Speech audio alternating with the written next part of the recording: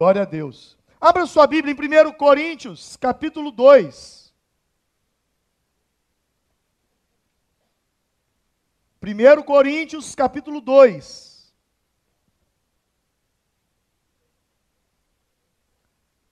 Primeiro Coríntios, capítulo de número 2. Nós vamos dar uma mergulhada na palavra. Eu só queria que acendesse aquelas luzes ali, por favor, porque senão fica muito escuro. 1 Coríntios, capítulo 2. É uma continuação àquilo que Deus tem feito em nosso meio. É uma continuação àquilo que o Senhor tem trabalhado em nós. O texto diz assim, em 1 Coríntios, capítulo 2, por favor, tem o data show para mim aí funcionando? Eu preciso dele. 1 Coríntios, capítulo de número 2, versículos 14 ao 16.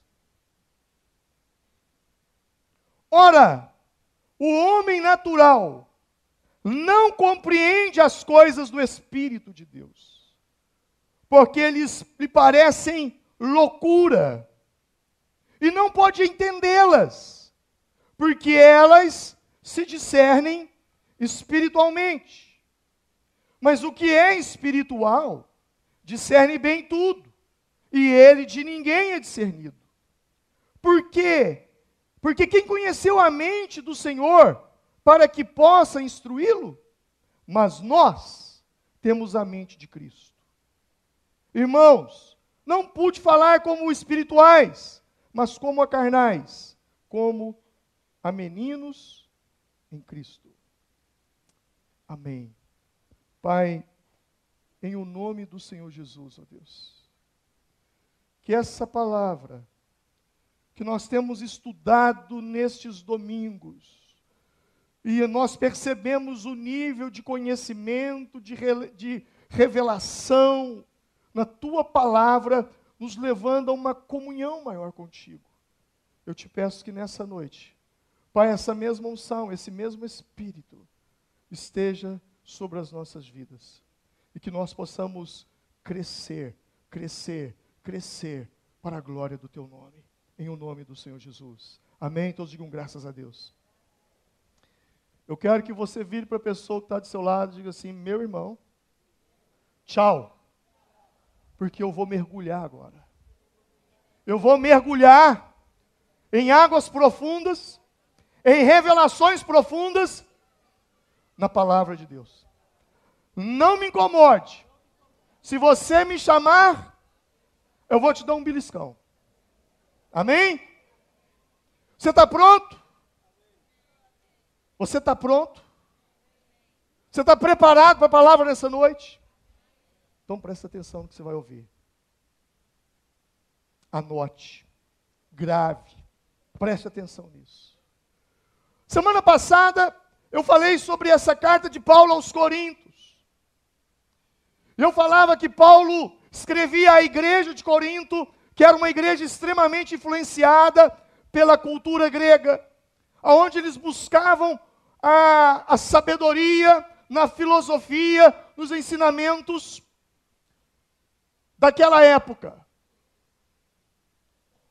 E Paulo, então, tentando mostrar àquele povo que eles não deveriam tentar conhecer o Senhor pela filosofia, pela sabedoria humana, mas pela sabedoria de Deus. E a sabedoria de Deus, ela é diferente da sabedoria humana. Nesse mesmo texto, Paulo diz que Deus escolheu as coisas vis para confundir as coisas grandes. E agora Paulo, então, falando com eles da sabedoria, Paulo pula para um outro assunto e começa a falar de 3 tipos de homens, 3 tipos de pessoas. O homem natural, o homem espiritual e o homem carnal. Semana passada, então, naquele domingo, eu dei uma ênfase muito grande em falar com vocês sobre o homem natural.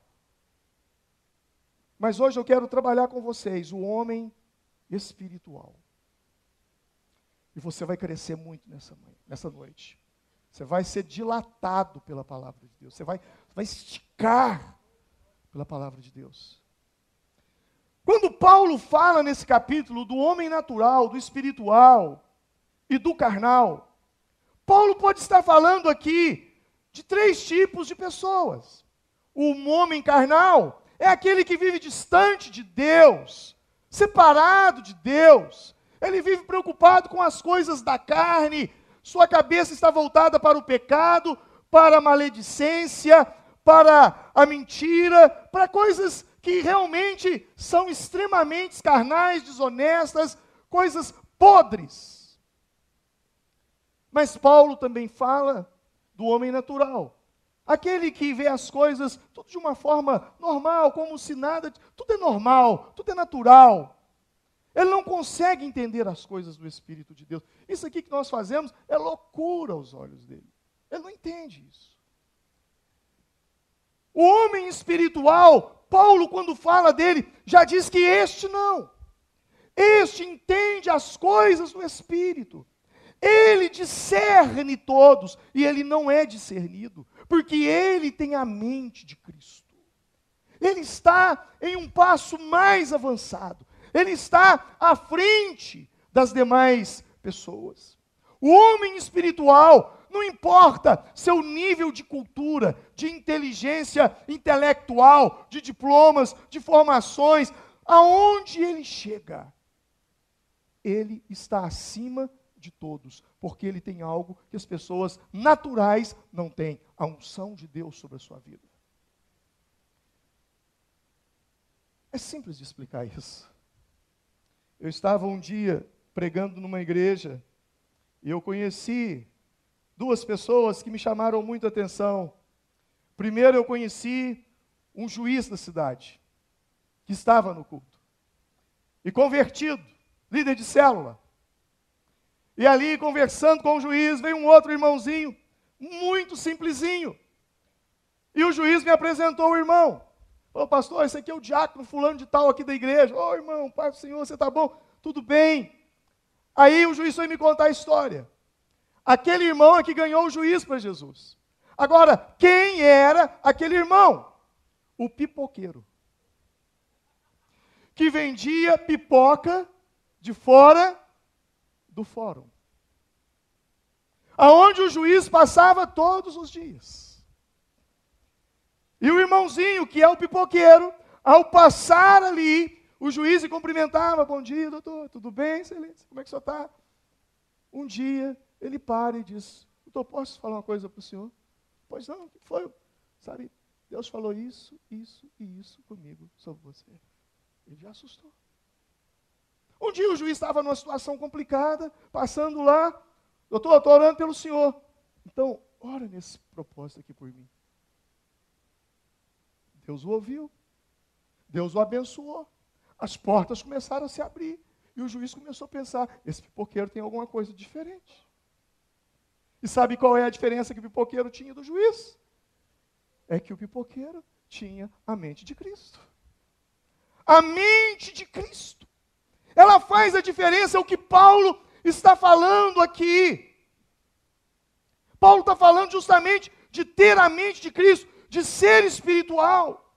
Ao mesmo tempo que nós temos pessoas que são naturais, são carnais e são espirituais, ao mesmo tempo também eu vejo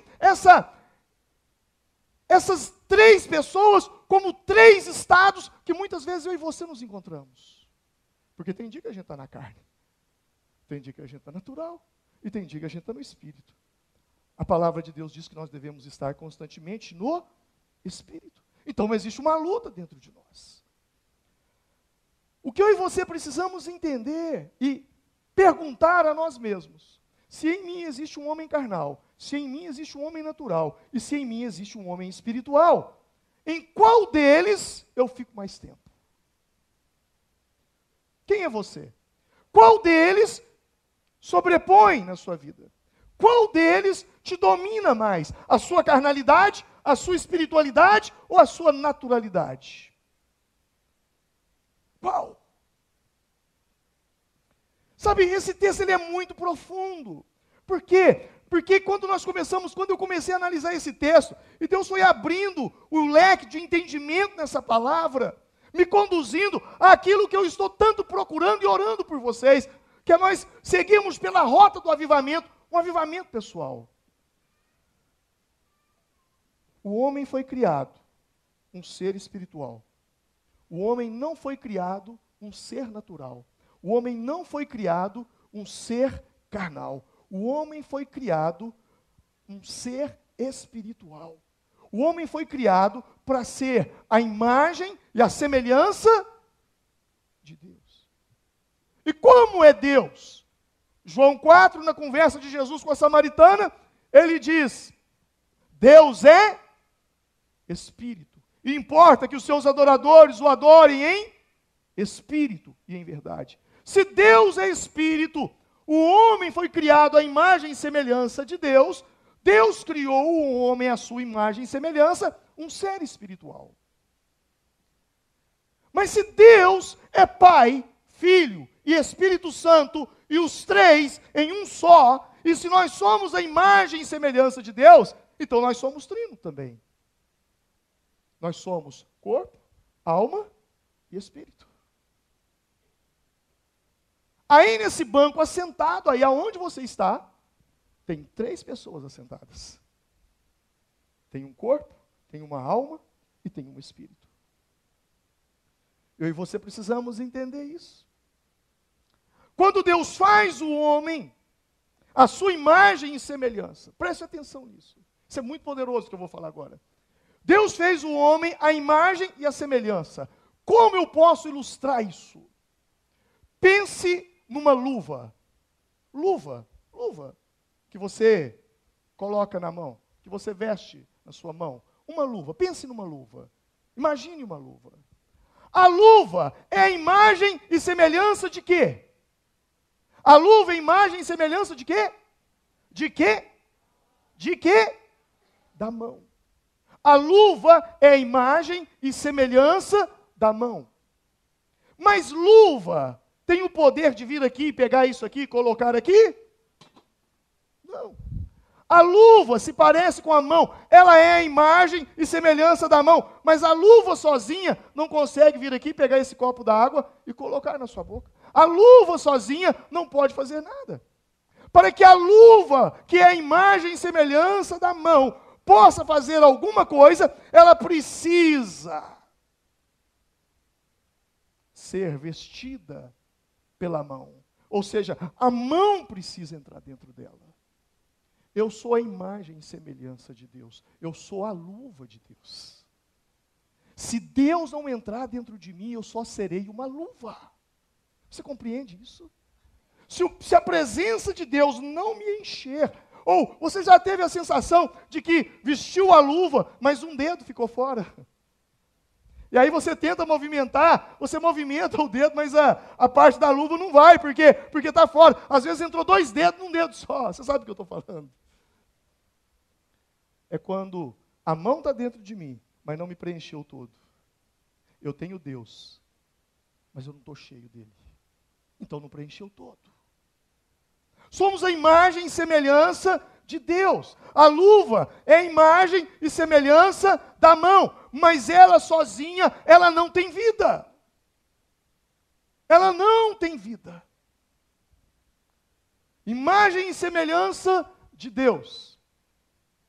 1 Tessalonicenses 5:23, a Bíblia diz: e o mesmo Deus de paz vos santifique em tudo, todo o vosso espírito, alma e corpo, sejam plenamente conservados e irrepreensíveis para a vinda do Senhor. Diga comigo: espírito, alma e corpo. O texto está dizendo o quê? Espírito, alma. Nós temos a tendência de falar: eu sou corpo, alma e espírito. Não, eu sou um espírito, uma alma e um corpo. Por que eu digo dessa forma?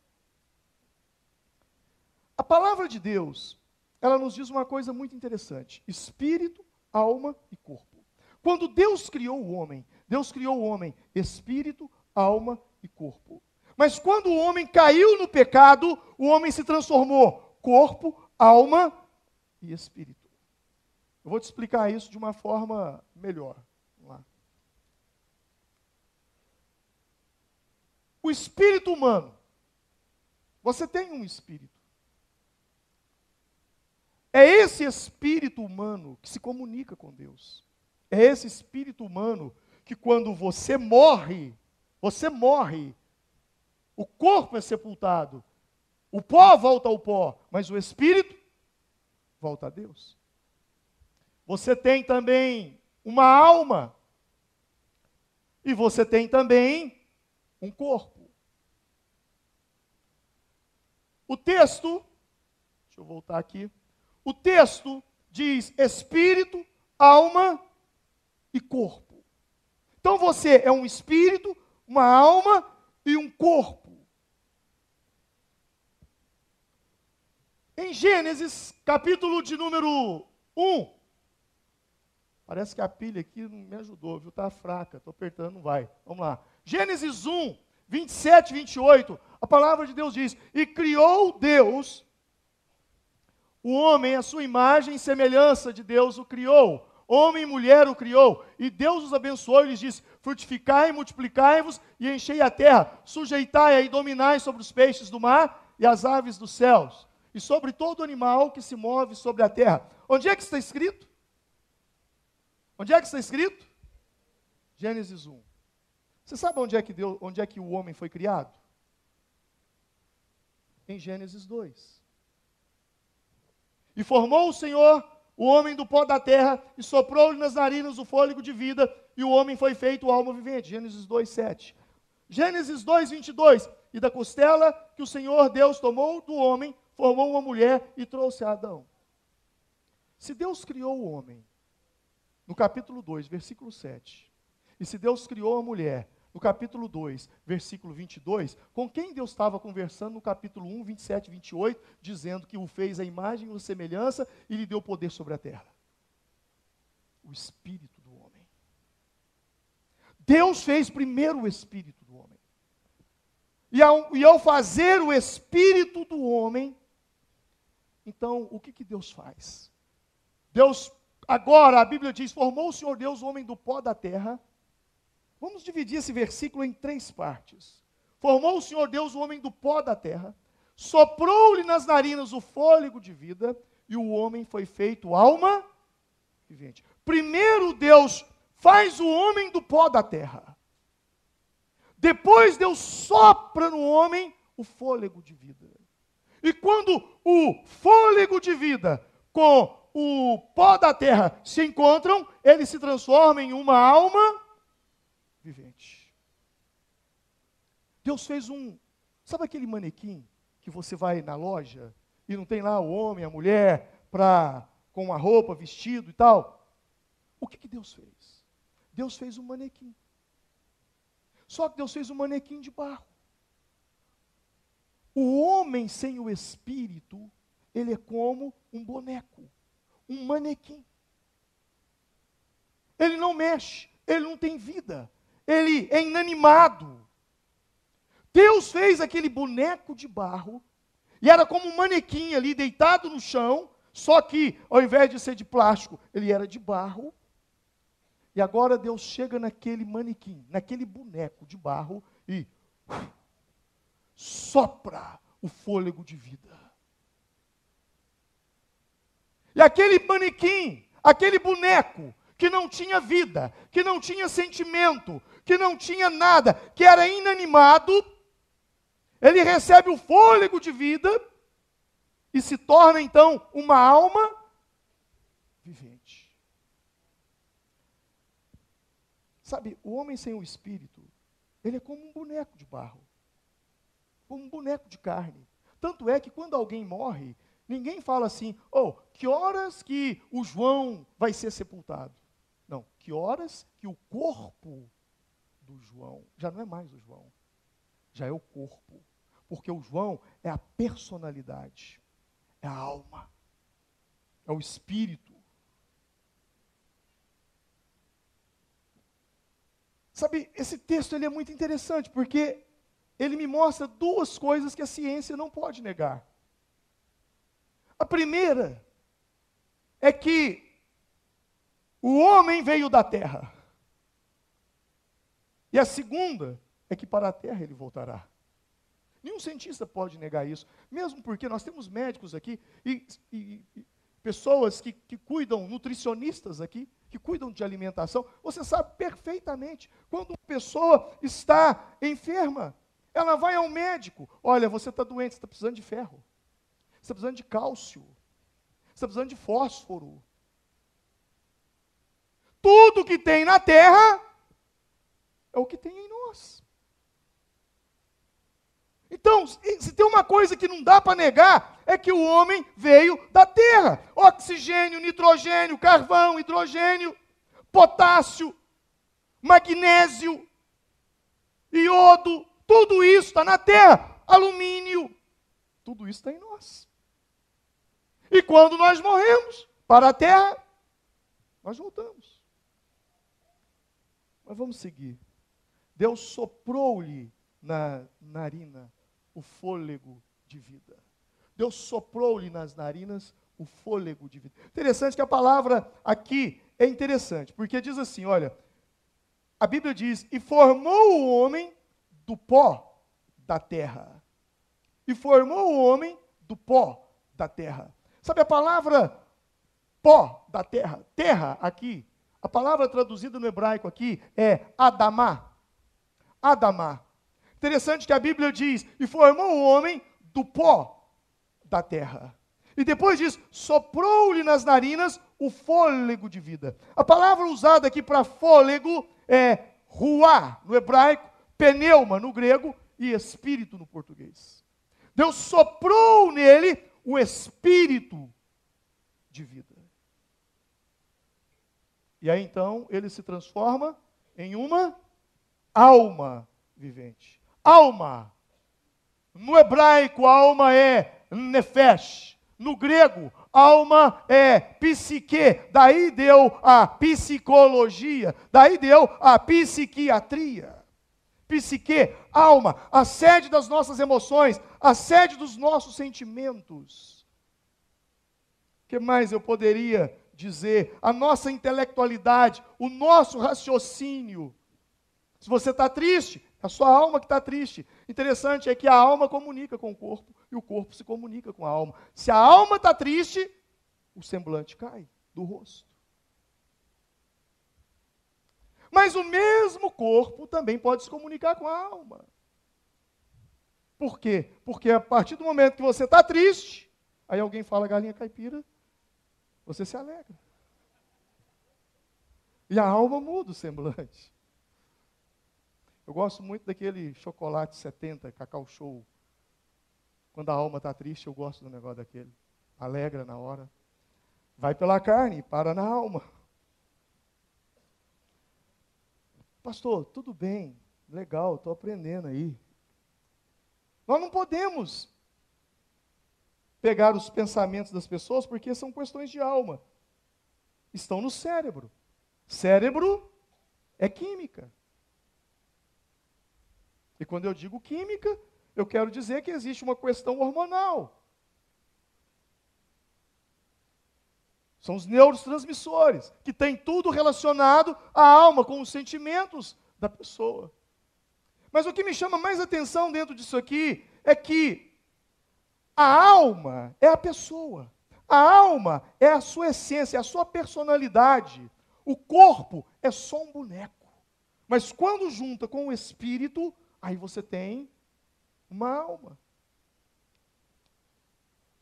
Se eu posso me explicar, e se eu posso te explicar, então eu diria, você é um espírito que possui uma alma e habita dentro de um corpo. Essa é a explicação do ser humano. Eu sou um espírito que possui uma alma e moro dentro de um corpo. Esse corpo é minha casa. Um dia essa casa vai deteriorar, vai acabar, vai apodrecer. E o espírito volta para Deus que o deu. É interessante nós compreendermos isso para entender o que Paulo está querendo dizer. Eu estou só na introdução da mensagem, eu não sei se vou conseguir acabar isso hoje. Mas o que eu e você precisamos entender é que no plano original de Deus, Deus nos fez um espírito que possui uma alma e tem um corpo. Mas quando o pecado entra na vida do homem, o homem deixa de ser um espírito que possui uma alma e tem um corpo. E o homem passa a ser um corpo governado pela alma com um espírito morto. Porque o pecado mata, mortifica o espírito. Eu vou te mostrar isso. Imagine uma empresa. Nós temos lá o patrão, o gerente e o funcionário. Ok? Quem nós temos? Patrão, gerente, funcionário. Quando Deus criou o homem, o espírito era o patrão. A alma era o gerente. E o corpo era o funcionário. Mas quando o homem peca, ele entra numa desarmonia consigo mesmo, e a alma que era gerente passa a governar, e passa a ser o patrão. O corpo passa a ser o funcionário, e o espírito morre. O espírito da pessoa morre, ele fica mortificado. E a pessoa agora, ela anda pelas suas emoções, o que dá na cabeça, na vontade, ela vai e faz, ela fala. Por quê? Porque ela está completamente direcionada pela alma. O espírito dela, que tem contato com Deus, está morto. Morto por quem? Morto pelo pecado. Por isso, quando Jesus encontra com um dos maiores líderes, um grande príncipe do farisaísmo, Jesus, conversando com Nicodemos, Jesus diz para ele: se você não nascer de novo, você não pode entrar no reino de Deus. Ele não entende, como eu, sendo velho, vou entrar no ventre da minha mãe e sair de novo. Jesus diz: Nicodemos, o que é nascido da carne é carne, o que é nascido do espírito é espírito, importa nascer de novo. Ou seja, o seu espírito precisa viver, porque o seu espírito está morto. A Bíblia, ela diz, interessante, porque há uma passagem que vai nos falar algo muito interessante. Depois desse texto, João 3,3, Efésios 2, vai dizer assim: e vos vivificou, estando vós mortos em ofensas e pecados, em que noutro tempo andastes, segundo o curso deste mundo, segundo o príncipe da potestade do ar, do espírito que agora opera nos filhos da desobediência, dentre os quais todos nós também andávamos nos desejos da nossa carne, fazendo a vontade da carne e dos pensamentos, e éramos por natureza filhos da ira, como os outros também. Mas Deus, que é riquíssimo em misericórdia, pelo seu muito amor com que nos amou, estando nós ainda o quê? Mortos em nossas ofensas, nos vivificou juntamente com Cristo. Pela graça, sois salvos. O novo nascimento é o seu espírito que estava morto pelo pecado, agora acorda. Opa, as coisas de Deus, gente, é diferente. Sabe, antes eu ia na igreja, porque era como uma religiosidade. Agora eu tenho prazer, eu quero sentir a palavra de Deus. Começa a te dar uma coisa que você nunca teve: fome pela palavra de Deus, sede pela palavra de Deus, fome por Deus. Seu espírito agora está vivo, ele precisa comer, ele precisa beber. A vontade de querer Deus na sua vida simboliza a saúde do seu espírito. Mas como toda pessoa, quando está doente, perde o apetite. Quando o seu espírito está doente, você não tem fome de Deus. Você não quer saber de Deus. Sabe, a palavra de Deus, ela é muito interessante. Pastor, e agora então? Quando eu entreguei minha vida para Cristo, o que aconteceu? Agora o meu espírito que era morto, ele volta ao plano original, ele volta a ser o patrão. A alma continua sendo o gerente e o corpo é o empregado. Mas não se deixe enganar. Porque a carne, junto com a alma, sempre lutará contra o seu espírito. É o velho homem que existe dentro de nós. Eu tenho dito, quando você se converte, quem se converte não é sua carne, é o seu espírito. Sua carne não converte, não. Sua carne, você tem que matar ela todo dia. Amanhã cedo, quando eu levanto, a minha carne levanta comigo e começa a colocar junto com a minha alma um monte de besteira na minha cabeça. E aí o meu espírito, então, fortalecido pela palavra de Deus, diz: eu não posso. Essa luta entre carne e espírito, ela dura até o dia em que nós partimos da eternidade. Ou o dia em que Cristo voltar.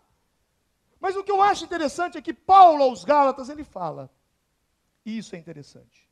Ele diz: porque as obras da carne são manifestas, as quais são as obras da carne? Adultério, fornicação, impureza, lascívia, idolatria, feitiçaria, inimizade, porfia, emulação, ira, peleja, dissensão, heresias, invejas, homicídios, bebedices, glutonarias e coisas semelhantes a estas, acerca das quais vos declaro, como antes já vos preveni, que os cometem tais coisas não herdarão o reino de Deus. São as obras da carne. E isso traz consequência. E eu poderia dizer de duas. Em Romanos 8:6, a Bíblia diz: porque a inclinação da carne é o quê? Morte. Porquanto a inclinação da carne também é o quê? Inimizade contra Deus.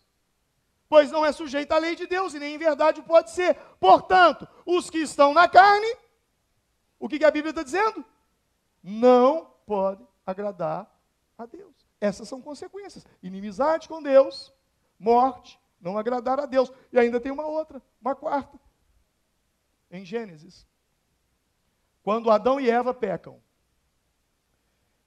Então Deus começa a dar as consequências. Deus diz para o homem: no suor do teu rosto comerás o teu pão, e a terra, ela dará o fruto, mas estará com dores. E você com dores, você com sofrimento, você vai buscar o seu alimento. Essa é a sua consequência. A mulher, ele diz: você dará à luz com dores. Aí, na hora da gravidez, você vai sentir dor, problema de Eva, mulheres. E o seu desejo será para o seu marido. Agora, o que me chama a atenção nessas sentenças é quando Deus diz assim: Deus diz para o homem: Adão, tu és pó, e ao pó te tornarás. Diga comigo: tu és pó, e ao pó te tornarás. O que Deus falou para Adão? O que Deus falou para Adão? Tu és. E o que Deus falou para a serpente?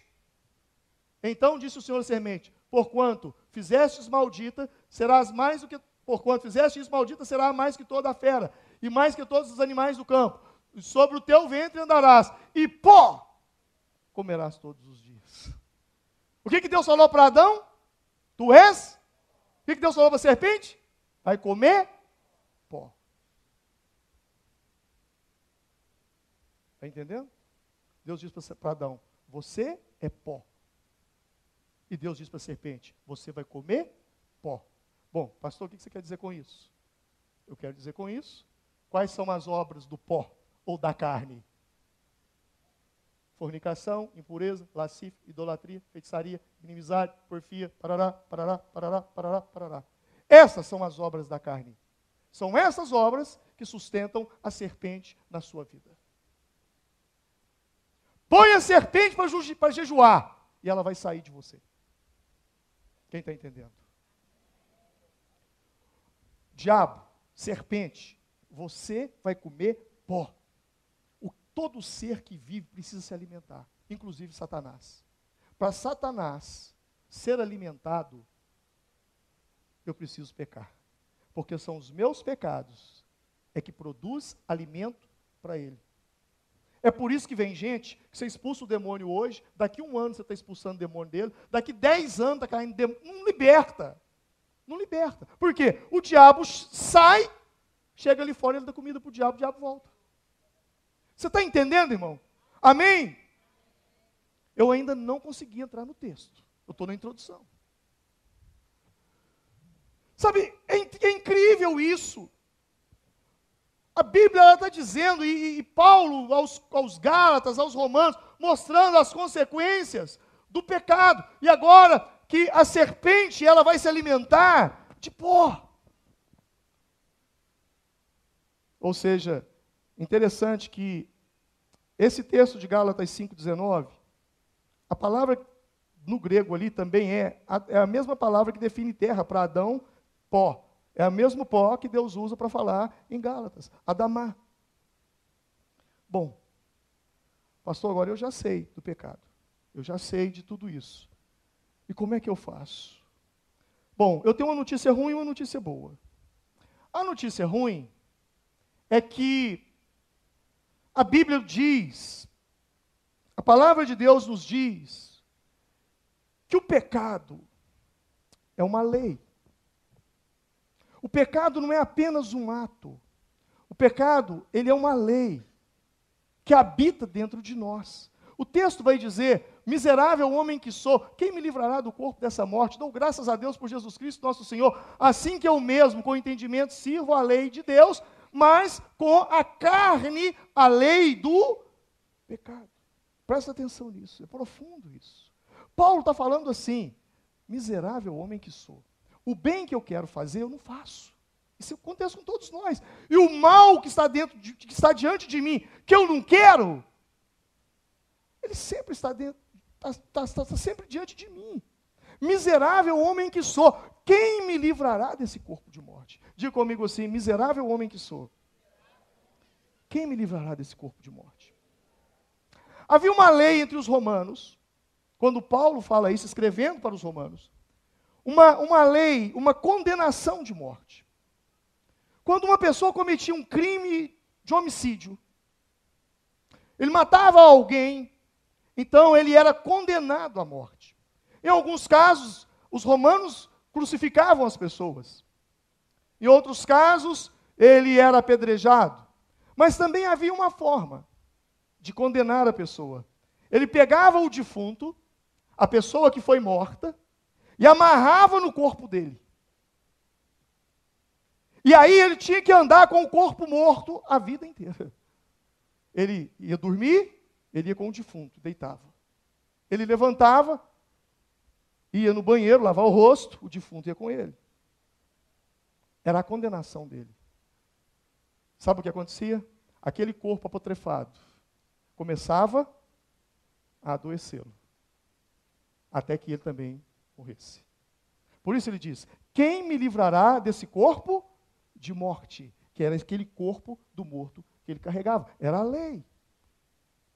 Paulo agora, ele está falando para nós que ele está debaixo da lei do pecado.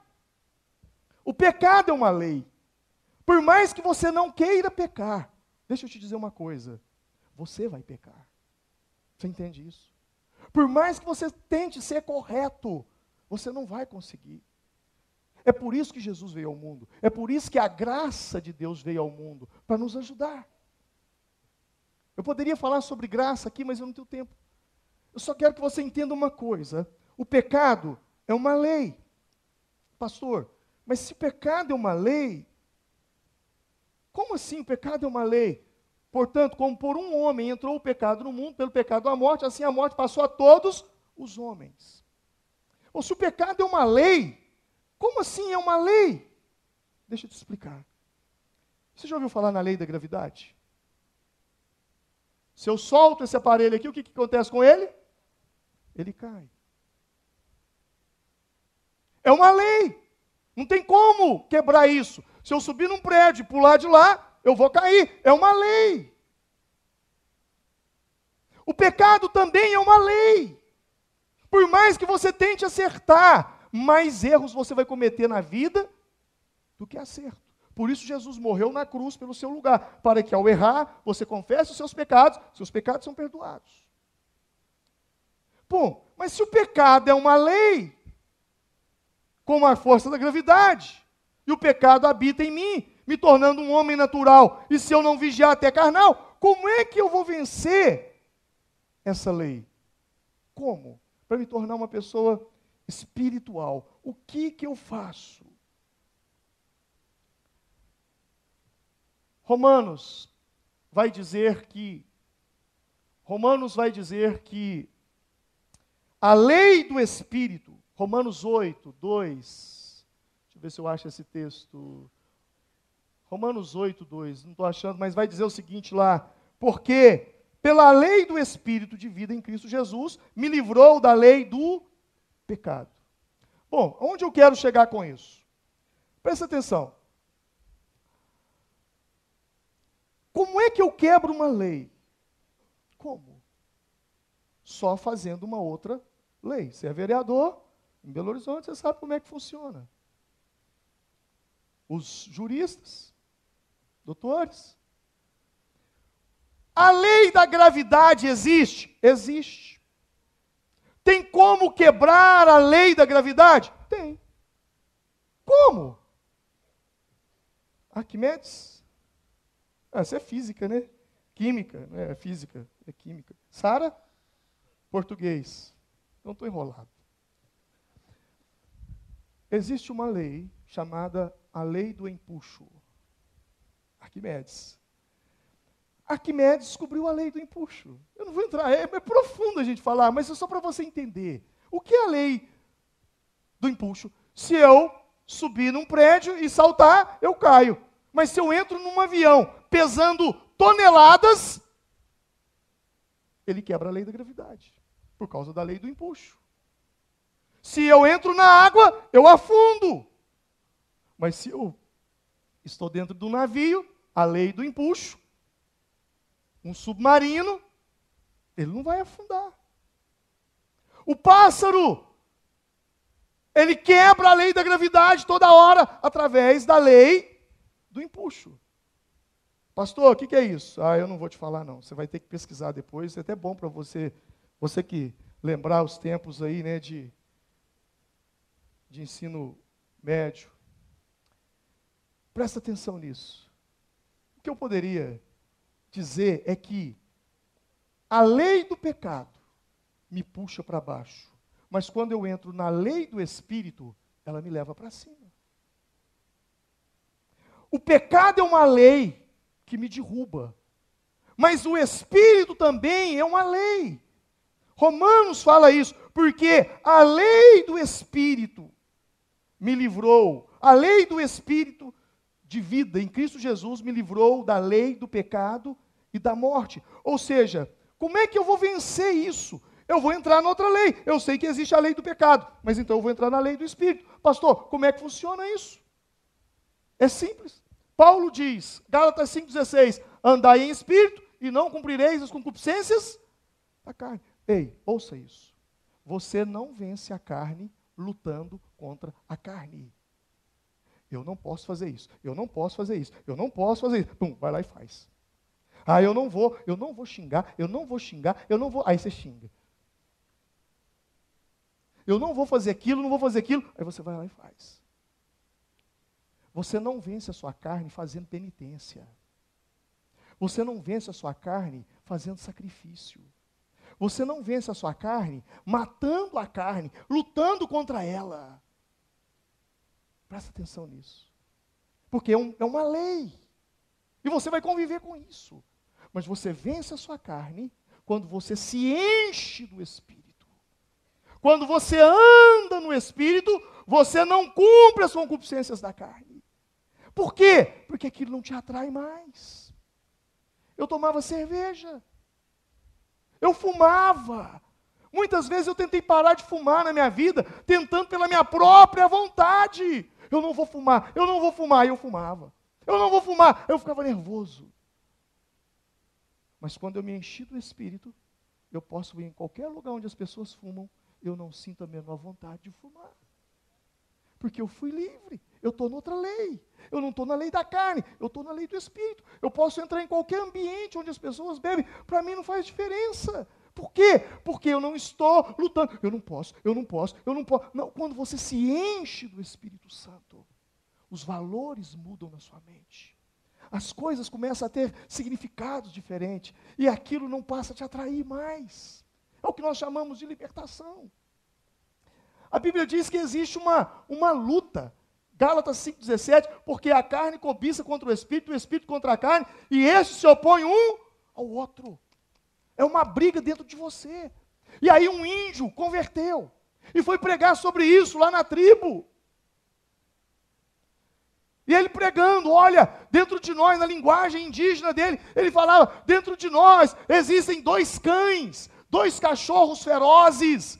E esses dois cachorros ferozes, eles lutam um contra o outro, como Paulo está dizendo, porque a carne luta contra o espírito. E ele pregou essa mensagem. E aí um índio interrompeu no meio da mensagem e falou, tudo bem, tem dois cachorros dentro de mim que lutam. Tem. Um é a carne, o outro é o espírito. É. E aí esse índio fez a pergunta para aquele pregador. Falou assim, e qual dos dois vence? E aquele pregador índio parou e disse assim, vence aquele que você alimentar mais. Essa é a resposta. Se você alimentar sua carne, você não vai permanecer no espírito. Se você alimentar o seu espírito, você não vai permanecer na carne. Ou este livro te afasta do pecado, ou o pecado te afasta desse livro. Você pode aplaudir o Senhor? Essa é a realidade. Essa é a realidade. Ou a palavra de Deus te afasta do pecado, ou o pecado te afasta da palavra de Deus. Porque quanto mais na vida de pecado você tiver, mais distante da palavra você estará. A pergunta que não quer calar é: quem você tem alimentado mais? É muito fácil. Eu sou um homem natural, porque você se alimenta só de coisas naturais. Ah, eu sou um homem carnal, porque você se alimenta só de coisas carnais. Ah, eu sou um homem espiritual, porque você se alimenta de coisas espirituais. Dizem que a gente é aquilo que a gente come. Então, o que o seu espírito tem comido? Que alimento você tem dado? Paulo, ao escrever essa carta aos Coríntios, ele estava dizendo, mostrando para eles, olha, não sejam naturais, não sejam carnais, vocês precisam ser espirituais, ter a mente de Cristo. Quando eu sair daqui, eu tenho várias opções. Eu tenho a opção de chegar em casa e assistir um filme. Eu tenho a opção de chegar em casa e ler um livro. Ou ler a Bíblia. Quando você saiu de casa para vir aqui, você tinha várias opções. Você poderia ter ido a outro lugar, mas você veio aqui alimentar o seu espírito.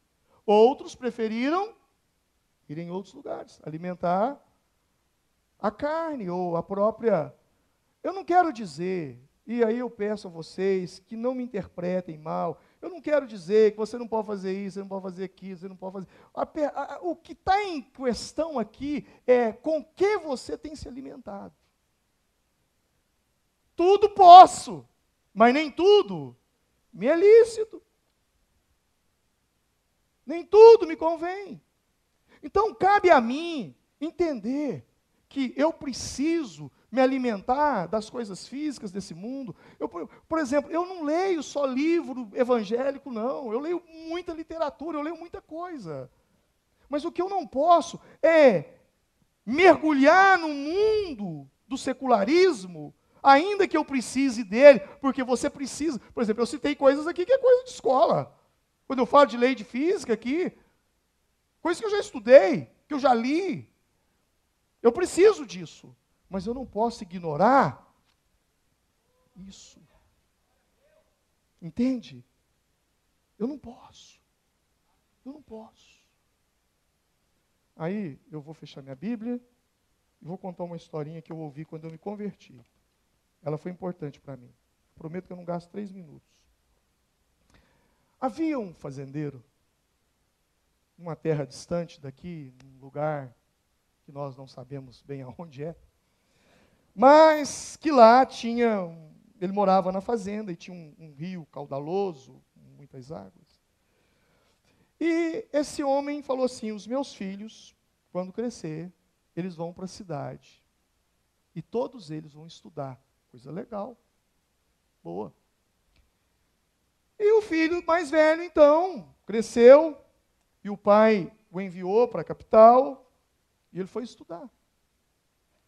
Procurou uma profissão e passou no concurso, na faculdade e tal, e foi estudar, aliás, passou no concurso, no vestibular, e foi estudar. E estudou muitos anos, muitos anos, muitos anos, muitos anos. Depois de muitos anos fora de casa, ele resolve voltar para ver o pai, a mãe, rever os irmãos, e ele volta.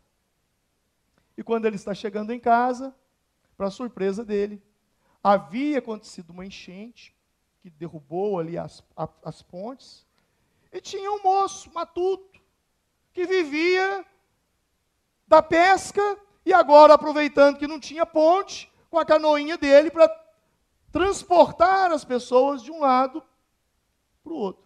E quando ele chegando ali, então, quando ele chega ali, cadê a ponte? Aí o garoto vem e fala, olha, a ponte felizmente caiu. Como é que eu faço para ir na casa do meu pai? Olha, só tem um jeito. Você vai ter que deixar o carro aí e entrar no barco comigo. Mas não tem outro jeito. Então tudo bem. E aí, ele entra na canoinha e o menino começa a remar. E o rapaz, então, vira para ele e diz assim, olha, como é que você chama? Eu chamo Joãozinho. Tudo bem, Joãozinho. Joãozinho, me fala, você trabalha aqui nesses rios, vamos conversar sobre hidrografia, vamos falar sobre os rios do Brasil. Me conta, qual é o maior rio do Brasil? Moço, sei não. Eu sei que esse aqui é bem grande. Não, mas você não sabe nada? Não. Você nunca estudou geografia? Não. Bom, então, você é pescador? Sou. Então, você vai me falar sobre peixe. Nós vamos conversar aqui sobre a ciência. O que você entende de ciência? Moço, ciência? Eu não entendo nada, não. Mas como é que você não entende ciência? Não, eu não tive. Não, mas você não entende geografia. Você não entende ciência. Quanto você cobra para fazer esse transporte? Eu cobro aqui 10 mil cruzeiros. É? E aí? De matemática você entende? Eu também não. Então você é um burro. Você não entende matemática, você não entende português, você não entende geografia, você não entende história, você não entende nada, você não sabe nada. Daí a pouco o barco bate numa pedra. E começa a entrar água no barco. E o barco, então, começa a afundar. E o garoto vira para aquele moço estudado e falou assim, deixa eu falar uma coisa para o senhor estudou geografia, né? O senhor estudou matemática, o senhor estudou português, o senhor estudou história, o senhor sabe tudo isso. Sei. O senhor sabe nadar? Não. Ele falou, então fica com Deus, que eu estou indo embora. Lembra um dia que eu disse? Nem todo mundo é esperto o suficiente, nem todo mundo é ignorante. Lembra disso? Todos somos inteligentes, todos somos ignorantes. Aprenda da vida, mas não esqueça o essencial. Porque é isso aqui que vai te salvar. Vamos nos colocar em pé nesse momento.